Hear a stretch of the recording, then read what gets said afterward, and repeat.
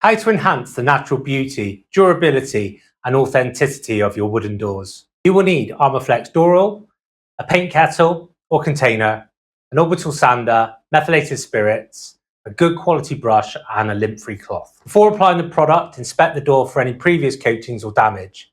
Make sure any previous coatings have been fully sanded back using 120 to 150 grit sandpaper.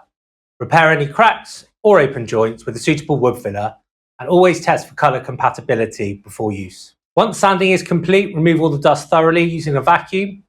If there are any resinous deposits on the wood, remove them with a scraper, then degrease the surface using methylated spirits. Before starting the full application, test the product on an inconspicuous area to make sure you are happy with the final finish. Before starting the full application, test the product on an inconspicuous area to make sure you're happy with the final finish. The product is ready to use and should not be thinned. Stir thoroughly before use, then decant into a container or paint kettle. Apply thin coats using a short pile roller, a quality brush or a lint-free cloth.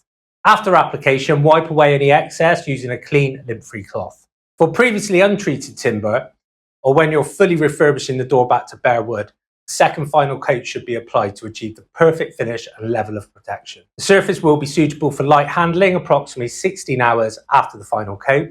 It's also good to regularly clean your wooden doors, as needed using a gentle and non-aggressive wood cleaner and a microfiber cloth. Thanks for watching. We hope you found this useful. If you need any further advice, please get in touch.